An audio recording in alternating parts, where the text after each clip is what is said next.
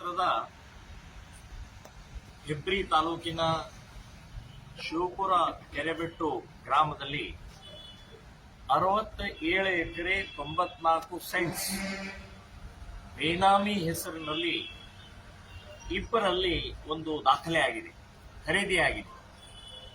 So ಇದು ವ್ಯವಸ್ಥಿತವಾಗಿ ಅಲ್ಲಿ 53 ರೈತರನ್ನು ಮೋಸ ಮಾಡಿ, ಒತ್ತಾಯ ಮಾಡಿ ಕಡಿಮೆ ಬೆಲೆಯಲ್ಲಿ ಖರೀದಿ ಮಾಡಿದ್ದಾರೆ. 4,15,00,000 ರೂಪಾಯಿಗೆ ಖರೀದಿ ಆಗಿದೆ. ಈಗ ಅದೇ ಜಾಗ ಇಂಡಸ್ಟ್ರಿಯಲ್ ಏರಿಯಾ ಅಂತನ್ನುವಂಥ ಡಿಕ್ಲೇರ್ ಮಾಡಿ 4-5 ಪಟ್ಟು ಅದರ ದುಡ್ಡನ್ನ ಸರ್ಕಾರ ಕಡೆಯಿಂದ ತಗೊಳ್ಳುವಂತಹದ್ದು ವ್ಯವಸ್ಥಿತವಾದಂತ ಒಂದು ಹುನ್ನಾರ ನಡೆದಿದೆ. ಸೊ ಇದನ್ನ 2 ದಿನದ ಮುಂಚೆ ಡಿಸಿ ಅವರಿಗೂ ಕೊಟ್ಟಿದ್ದೀವಿ. ಇವತ್ತು ಲೋಕಾಯುಕ್ತ ಪ್ರಮುಖರಿಗೆ, ಉಡುಪಿಯ ಲೋಕಾಯುಕ್ತರಿಗೆ ಇದನ್ನು ಒಪ್ಪಿಸಿದ್ದೀವಿ. 1 ವಾರದ ಒಳಗಡೆಗೆ ಇದರ ಸಂಪೂರ್ಣವಾದಂತಹ ತನಿಖೆ ಆಗಬೇಕು, ತಪ್ಪಿತಸ್ಥರ ಮೇಲೆ ಕ್ರಮ ಆಗಬೇಕು. 100ಕ್ಕೆ 100 ರಾಜಕೀಯ ಒತ್ತಡ ಇದೆ ಮತ್ತು ಮಂತ್ರಿಗಳ ಕೈವಾಡ ಇದೆ ಅಂತನ್ನುವಂತಹದ್ದು ಕೂಡ ಸಂಶಯ ನಿಶ್ಚಿತವಾಗಿದೆ. ಹಾಗಾಗಿ ನಾನು ಹೇಳೋದು, ಈ ರೀತಿಯ ಬೇನಾಮಿ ಮಾಡಿದಂತಹದ್ದು ಯಾರ್ದು ಮತ್ತು ಯಾಕಾಗಿ ಮಾಡಿದ್ರು?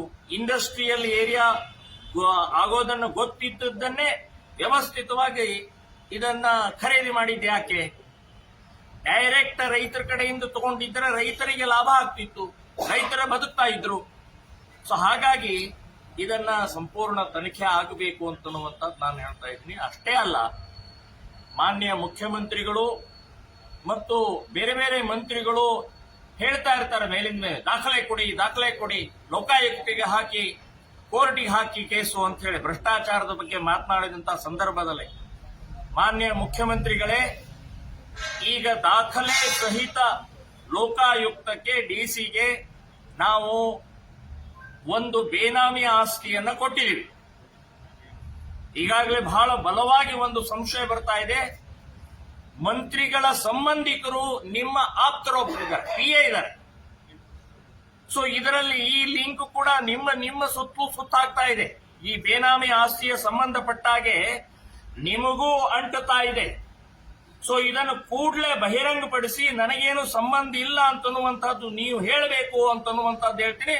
ಮತ್ತು ಇದು ಬಹಿರಂಗಪಡಿಸಬೇಕು, ಯಾರ್ದು ಅಂತನ್ನೋದು ಬಹಿರಂಗಪಡಿಸಬೇಕು ಅಂತನ್ನುವಂಥದ್ದು ನಾನು ಆಗ್ರಹವನ್ನು ಮಾಡ್ತೇನೆ.